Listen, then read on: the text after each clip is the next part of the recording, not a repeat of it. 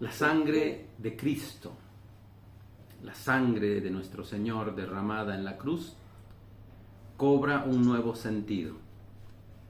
Y en ese nuevo sentido tú y yo participamos de la redención.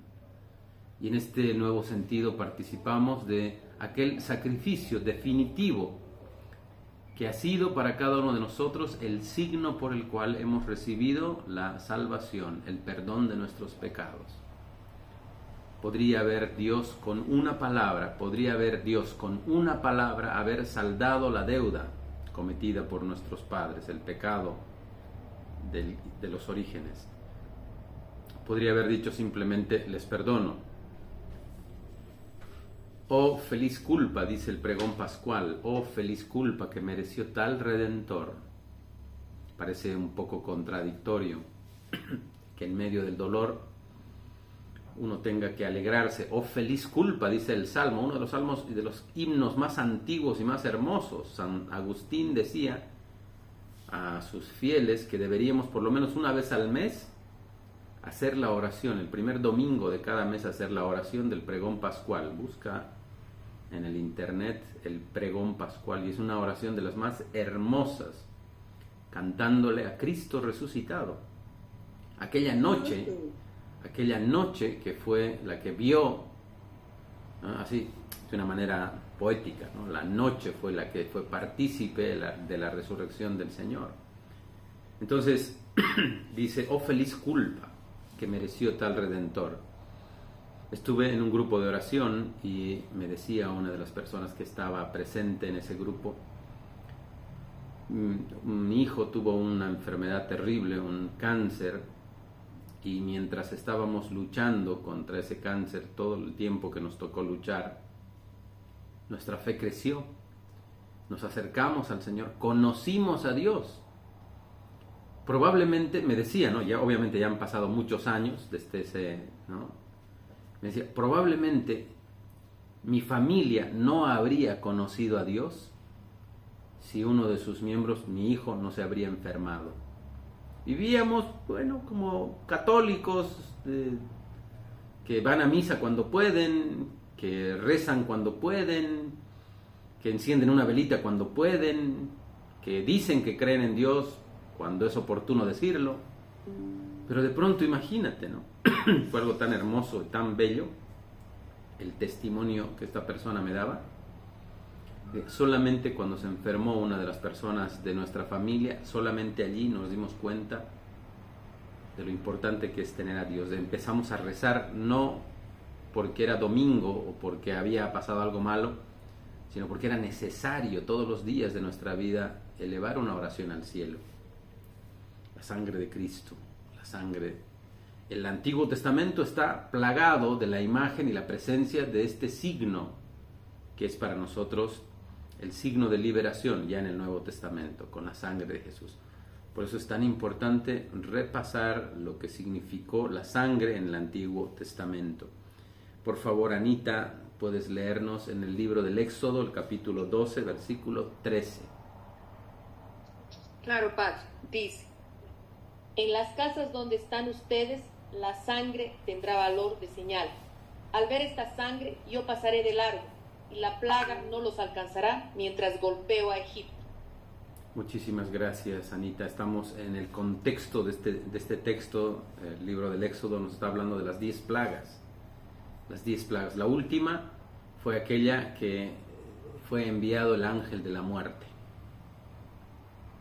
Y se les pidió a toda la comunidad que agarren un corderito de un año, que lo sacrifiquen, que viertan la sangre en algún lugar y esa sangre vayan a poner en los dinteles de la puerta. La sangre de aquel animalito iba a hacer que cuando el ángel de la muerte los visite esa noche, cuando vea el signo de la sangre, pase de largo. No iba a entrar a esa casa. Y si no había un signo de sangre, iba a entrar a esa casa e iba a matar al primogénito de hombres y animales. Al primogénito de todos los que estén por ahí en esa casa iba a morir. El primogénito, el primer hijo, tanto de hombres como de animales. Y así fue. esa última plaga. Entonces, la sangre siempre ha sido un signo. En esta ocasión, este signo importante de lo que significa cuidar, ¿verdad? De lo que significa cuidar al pueblo escogido, proteger al pueblo escogido. No tenían que hacer nada, simplemente poner un poco de sangre, de esa sangre de este corderito de 1 año, sin defecto, ponerla en el dintel de sus puertas, en el marco de sus puertas. Y así la iglesia entendió en adelante, cuando nosotros vivimos tiempos de pestes, plagas, COVID, gripe española, 5 momentos de nuestra iglesia vivimos esto, lo que vivimos en el COVID. No es que, primera vez, nunca antes habíamos visto, no, en 5 momentos vivimos esta situación terrible de muerte de miles y miles de personas. ¿Qué hacía la iglesia? En vez de utilizar sangre, utilizábamos aceite bendecido para ungir la puerta, para que el ángel de la muerte que había sido desatado en este mundo, el ángel de la muerte que estaba visitando, pase de largo. Y es un testimonio hermoso de muchísima gente, es un testimonio bello de mucha gente que, nosotros no nos enfermamos, o si nos enfermamos, la muerte no nos visitó, ¿no? Porque ahí estaba ese signo. Ahora, y si murió, padre, no creía esa gente, no, ya no tenemos que entrar a eso, ¿no? Y si murió entonces que no tenía fe, no, ya era su momento, porque la vida y la muerte no está en nuestras manos. No es que tú y yo decimos, pues como yo voy a vivir 30 años, 50 años más, no. Tú y yo no sabemos si esta será la última noche en la cual vamos a recostar nuestra cabeza en la almohada y cerraremos para siempre nuestros ojos para este mundo, ¿no? Nosotros no tenemos sobre nuestra vida. Por eso precisamente en toda la Sagrada Escritura se habla de carne y de sangre, refiriéndose a la limitación. Toda la Sagrada Escritura refiere a carne y sangre como limitación. O sea, el hombre es un ser limitado. El hombre, desde que viene a esta tierra hasta que se va, tiene ya sus días contados. Unos vivirán muchos años, otros no vivirán tantos años, pero lo que sí tenemos, la certeza que tenemos, eso es lo que habla la Sagrada Escritura cuando refiere a carne y sangre, esos dos conceptos unidos. Dice nuestra limitación, nuestra finitud. Reconoce, por tanto, la Sagrada Escritura que la sangre es sagrada, porque le da a la sangre exactamente el signo. O sea, cuando se traduce sangre del hebreo, la traducción es vida. Por eso nuestros hermanos separados, algunos, niegan que haya una transfusión, porque dicen, claro, si en mi sangre está mi alma, mi vida, entonces yo prefiero que esa persona, aunque sea mi hijo, mi esposa, mi padre, quien sea, prefiero que se muera. ¿Por qué? Porque si le hacen una transfusión de sangre, lo único que van a hacer es probablemente ponerle la sangre. Imagínate si mi hijo está desangrando, necesita una transfusión de sangre, probablemente la sangre que le pongan va a ser de un pecador. Entonces, espiritualmente va a morir, porque se va a mezclar a la alma de otra persona. Se va a mezclar con el alma de otra persona, entonces va espiritualmente a morir. Entonces, aquellas personas, desde su manera de pensar, y porque sus pastores así les enseñan, les dicen, ¿no?, que en la sangre está el alma. Entonces dicen, pues yo prefiero que muera mi hijo o quien sea que tenga que haya que hacerle una transfusión, prefiero que muera para este mundo, porque va a resucitar su sangre, donde está su alma, va a resucitar a la vida eterna. Pero si permito que le pongan la sangre de otra persona, va a haber otra alma dentro de él, entonces se va a morir su alma verdadera. Entonces va a vivir para este mundo probablemente, pero va a morir para el cielo. Entonces por eso ellos son en este sentido. Obviamente es una interpretación muy limitada, ¿no?, de lo que significa el alma, de lo que significa la sangre. Pero de todas maneras, de esta concepción de que la sangre es vida en el Antiguo Testamento, dos mandamientos que son fundamentales a lo largo de todo el Antiguo Testamento. Primero, no se puede quitar la vida a uno, ni puede quitar la vida a otra persona. No puedo matar ni suicidarme, no puedo hacerlo, porque no me pertenece esa vida que tengo. No me pertenece la vida de otro, no me la pertenece, y menos la mía. Y la segunda, no comer alimentos con sangre. No comer. Entonces, dos temas importantes, ¿no?, que el Antiguo Testamento siempre veía. Con la sangre se hace un pacto. Entonces ahora sí vamos a hablar del pacto. Hemos visto primero que la sangre sirvió, en Éxodo capítulo 12, que la sangre nos sirvió para cuidarnos, para protegernos, para que el mal no nos llegue, para que el ángel de la muerte no nos haga daño. Ahora vamos a escuchar, por favor, Lila, Éxodo capítulo 24, versículos 3, 6 y 8. ¿Puedes leer, por favor? Moisés bajó del monte y contó al pueblo todas estas palabras del Señor y todas sus leyes. Contestaron con la voz: nosotros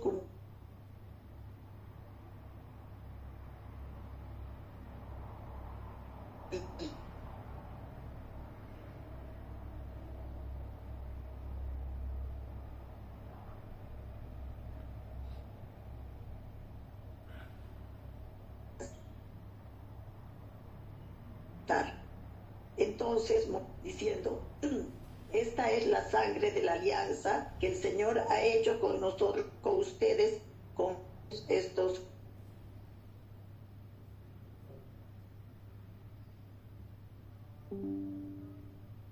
Recording in progress. Creo que pasó algo con el internet. Entonces, ¿me Su escuchan? micrófono está cerrado, padrecito. Ok. Pasó algo con el internet. ¿Me escuchas, Lila? Le escucho, padre. Perfecto, perfecto. Entonces, una vez más, por favor, vuelve a leer Éxodo capítulo 24, el versículo 3, 6 y 8. Por favor, Lila, con calma. Está bien. Gracias. Moisés bajó del monte y contó al pueblo todas estas palabras del Señor y de todas sus leyes. Contestaron de una sola voz: nosotros creemos que el Señor ha dicho. Moisés tomó la sangre y la echó en vasijas. Con la mitad roció el altar. Entonces Moisés tomó la sangre con la que roció el pueblo, diciendo: esta es la sangre de la alianza, conforme a todos estos compromisos. Muchísimas gracias, Lila. Entonces, ahora la sangre ya no es solamente puesta sobre un lugar, la puerta, el dintel de la puerta para cuidarnos, ¿no? Ahora es la sangre, ya se convierte ahora en un signo de alianza. De los animalitos que han sido sacrificados, se les saca la sangre, se la pone en un lugar, y este es el relato que tenemos de Éxodo, que nos ha leído Lila en el capítulo 24. Dice, Moisés les dijo lo que debían hacer. Les dijo: bueno, pues miren, si quieren servir al Señor, no es que no lo sabía, no es que no entiendo, o sea, no comprendo qué es lo que quiere Dios, pero ni modo, tendré que aceptarlo. No, primero les enseña y les explica: esto es lo que Dios quiere. Entonces te da la oportunidad, nos da la oportunidad, y así es Dios, nos da la oportunidad primero de conocerlo, y solamente cuando podamos conocerlo podemos decir con nuestra libertad: sí, acepto y quiero esta manera de vivir, o tristemente podemos decir: pues no me interesa esta manera de vivir. Qué triste, pero existe esa posibilidad. Entonces, por eso es tan importante que nosotros aprendamos lo que Dios quiere, aprendamos lo que Dios quiere de cada uno de nosotros. No es simplemente: ¿crees en Dios? Sí, creo en Dios. Pero después no sabemos qué significa creer en Dios, no sabemos qué significa seguir sus mandamientos, porque no conocemos ninguno de sus mandamientos, seguir sus enseñanzas. Como a los niños de primera comunión, cuando les explico los mandamientos, les enseño los mandamientos, Y unas clases más tarde, unas semanas más tarde, pues les pregunto a los papás, ¿no? Les pregunto, queridos papás, ustedes, les preguntaba antes, ¿no? ¿Ustedes qué saben? ¿Cuáles son los mandamientos? Entonces los miraba allí y todos los papás así, ¿no? Hacían una cara de, ay no, por favor, a mí no me mire, a mí no me pregunte, yo no sé nada. Claro, porque creo que esto es importante. Son 10, no son 100. Así, ay, pues padre, ¿cómo quiere que aprendamos 100 mandamientos? ¿Cómo quiere que aprendamos la Biblia? En la Biblia hay más de 1000 mandamientos. No, son 10 mandamientos. Entonces, muchas veces, pues ya, imagínate, si no has hecho el esfuerzo, entonces ahora te miro a ti, ¿no? Menos mal que has puesto tu sin video, ¿no? Porque si no, ay, no, padre, no me mire, por favor. Entonces, si te preguntaría, no sé, obviamente no lo voy a hacer, pero imagínate si te preguntaría, dime cuál es el 7º mandamiento, lo que sea, el 8º, lo que sea, ¿no? Así, bueno, yo se lo voy a decir, padre, resumiendo, amar a Dios y al prójimo como a mí mismo, ya está, ahí no necesita usted más, padre, no necesita saber más, ahí está, se lo voy a resumir. Entonces, claro, muchas veces estos temas no ponemos de nuestra parte. Pero aquí les dice, ¿no? Primero les explica, me parece tan hermoso este texto del libro del Éxodo, les explica, les dice, esto es lo que Dios quiere. Pues, ¿ustedes están de acuerdo?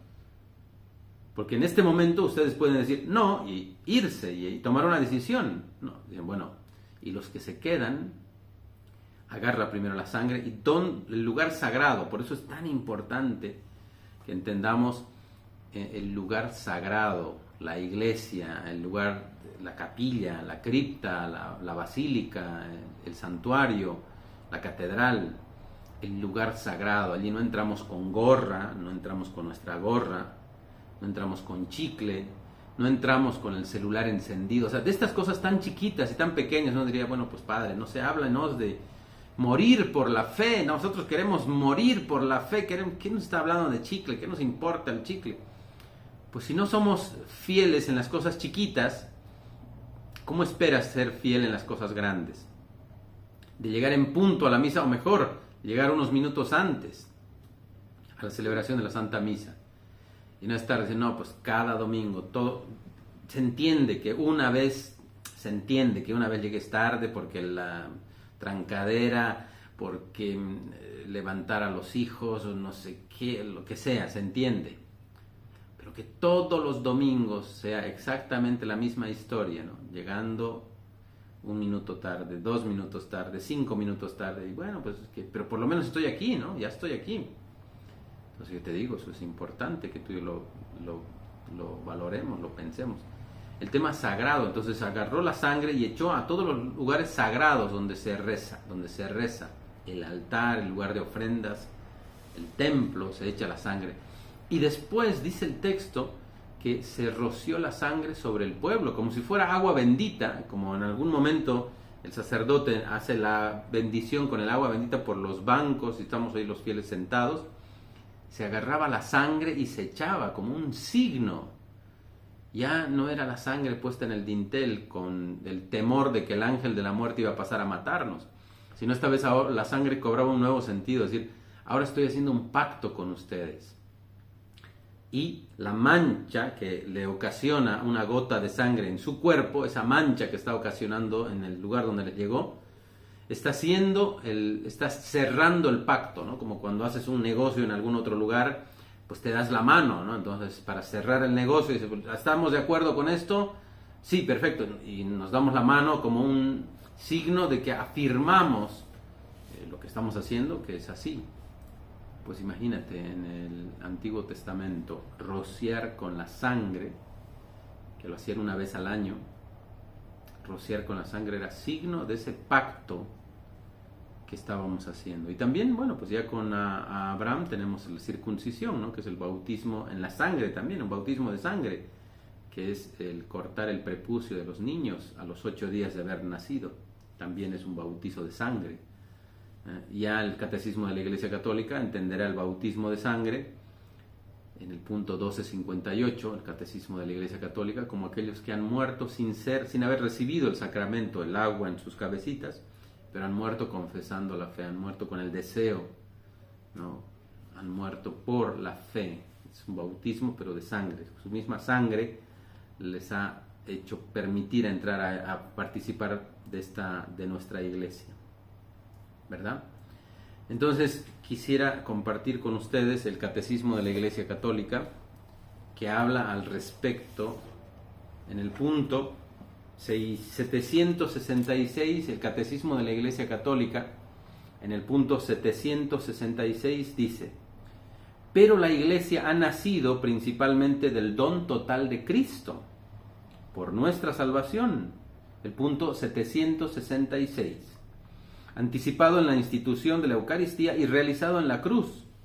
Y aquí es donde comenta: el agua y la sangre que brotan del costado abierto de Jesús crucificado son signo de este comienzo y crecimiento. Pues, dice el Catecismo en el punto 766, del costado de Cristo dormido en la cruz nació el sacramento admirable de toda la Iglesia. Del costado de Cristo dormido en la cruz nació el sacramento admirable de toda la Iglesia. Del mismo modo que Eva fue formada del costado de Adán que dormía, así la Iglesia nació del corazón traspasado de Cristo muerto en la cruz. ¡Qué increíble!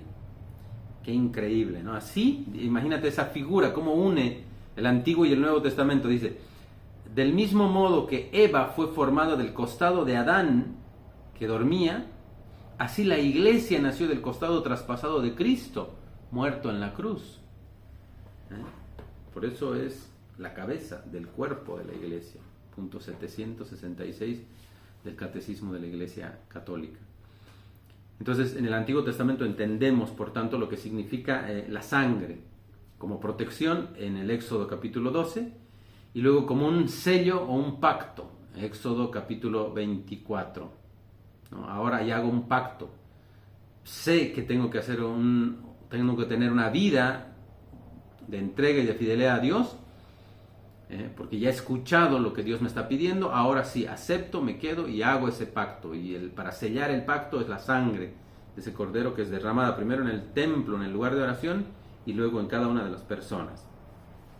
Ahora sí vamos a este texto tan hermoso del Nuevo Testamento en la carta a los Hebreos. Por favor, Roxanita, ¿podrías leer Hebreos capítulo 9? Padrecito. Dime, Roxana, ¿podrías leer? Sí. Por favor. Ya. Y no de machos cabríos ni de becerros, no por su... Entró una vez para siempre en el lugar santísimo, habiendo obtenido eterna, porque si la sangre de los toros y de los machos cabríos y las cenizas de la becerra rociadas a los inmundos santifican para la purificación de la carne, cuánto más la sangre de Cristo, el cual mediante el Espíritu Eterno se ofreció a sí mismo sin mancha a Dios, limpiará vuestras conciencias de obras muertas para que sirváis a Dios. Muchísimas gracias, Roxanita. Ahora, San Pablo nos está hablando en la carta, en la epístola a los Hebreos, está rescatando, ¿no? Está diciendo en el capítulo 9, está rescatando y está diciendo: si antes esa alianza que nosotros teníamos, ese pacto que nosotros teníamos, en la sangre de unos animalitos, sí, aquí nos está hablando, dice, una vez para siempre, dice el versículo 12, capítulo 9, versículo 12, y penetró en el santuario una vez para siempre, no con la sangre de machos cabríos ni de novillos, sino con su propia sangre, consiguiendo la liberación definitiva.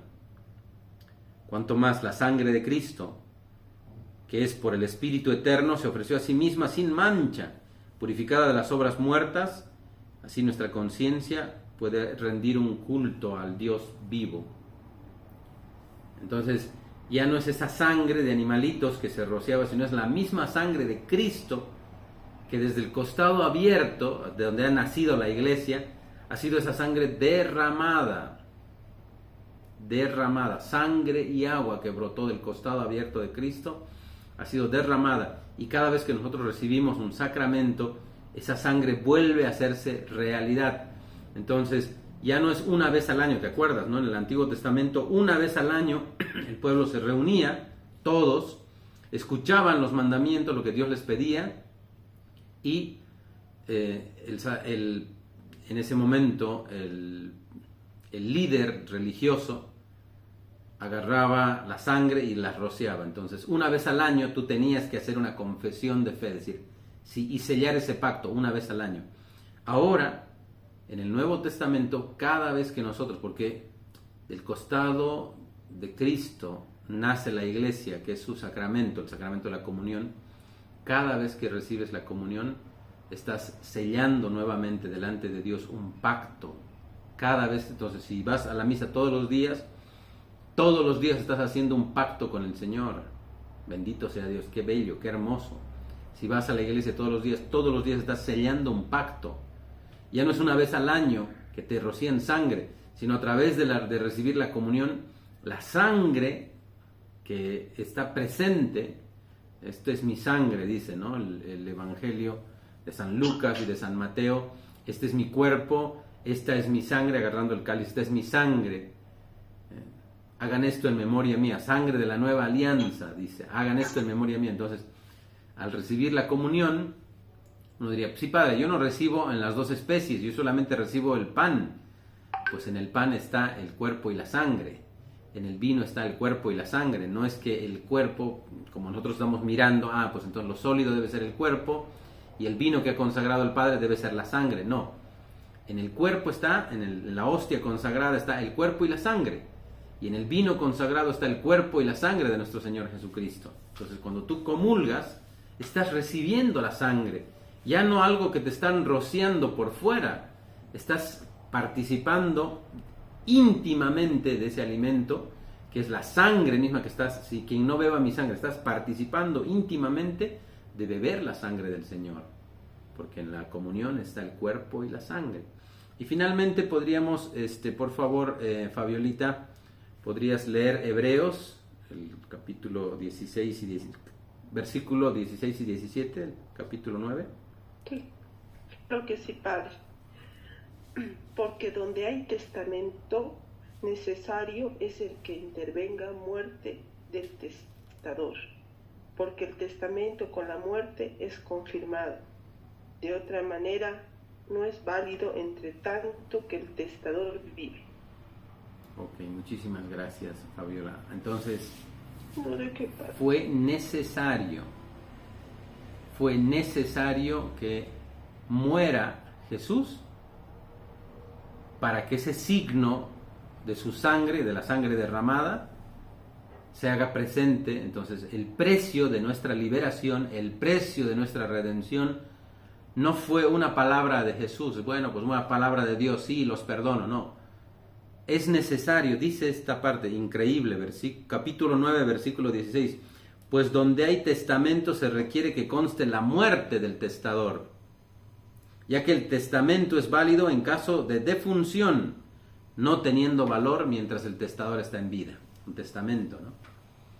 Un testamento no tiene valor hasta que la persona no haya muerto. Solamente cuando ha muerto su testamento es válido. Y en el tema espiritual es así. Nuestra salvación y nuestra redención, el precio de nuestra salvación no fue una palabra, una oración, un deseo de Jesús, fue entregar su vida por cada uno de nosotros. Entonces, y así es como San Pablo nos dice, ¿no? En la carta a los romanos nos dice, Él es nuestra redención, Él es nuestra justificación, Él es el que ha roto las cadenas del pecado y de la muerte y nos ha dado una nueva vida. Entonces creo que esto es importante para cada uno de nosotros. Por supuesto que más adelante estamos en el mes donde se hace la oración con la sangre de la cruz, con la sangre de Cristo, con esa sangre derramada por nosotros. Entonces, por supuesto que Más adelante también vamos a volver a hablar de este tema que me parece tan bello, tan profundo, donde tú y yo debemos entender que estamos haciendo un compromiso con el Señor, un compromiso de sangre. Cada vez, no una vez al año, cada vez que recibimos la comunión, cada vez que vamos a la Santa Misa y recibimos a la comunión, estamos haciendo nuevamente ese pacto, esa alianza de amor, de entrega y de fidelidad. Y espero de verdad que cada vez que tú y yo nos acerquemos a la Sagrada Comunión, lo hagamos con todo el amor, con todo el respeto, la devoción y la fe que el Señor se merece. Que así sea.